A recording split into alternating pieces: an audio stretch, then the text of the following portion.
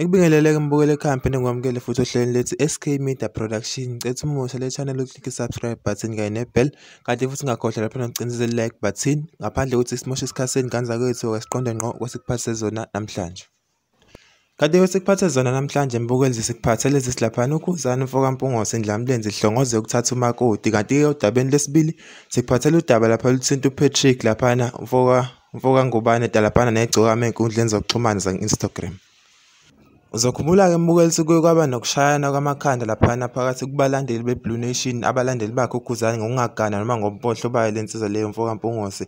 Ikakhulukazi ke lolu daba mbukeli lwasuka mhlazana uKhuzani lethele inkomo laphana ngaba ka-MTN lapho khona kwavela khona ephephandabeni usinkosi ethile laphana ikhala ngompohlo bayo lensizwa uKhuzani Mpungose.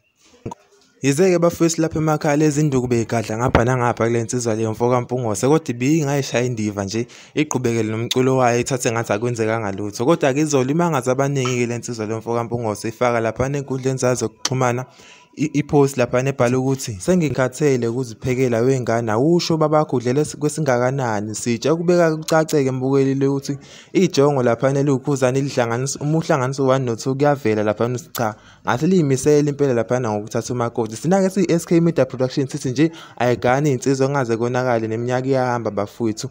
Cela ukuthi lapha e-comment section ushivo lakho nawo ngalolu daba likaKhuzani kahle. Yenda ziyawushaya bakane bonke yenda ziyawushaya bakane bonke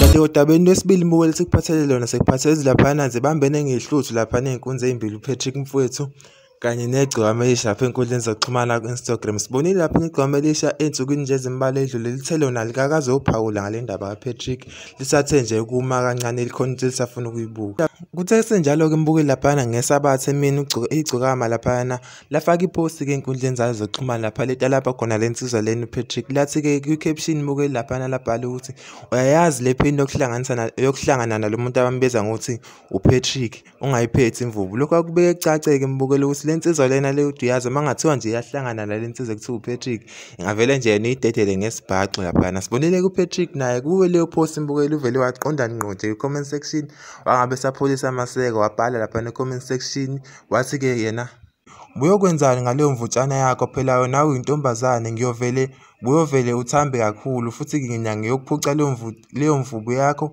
ngokutalabha izinqa lezi zenkosikazi. Iphinde yaqhubeka le nsizwa lena uPatrick bafowethu laphana emva kokuba iGcokama likhomenti lathi-ke umubi maphetrana lapha uPatrick ophinde khona waqonda ngqo futhi kuwe leyo comment section wareply laphana wathi nginiphuphisile nganiqeda lo mdlalana wenu nosithupha ebeniwudlala.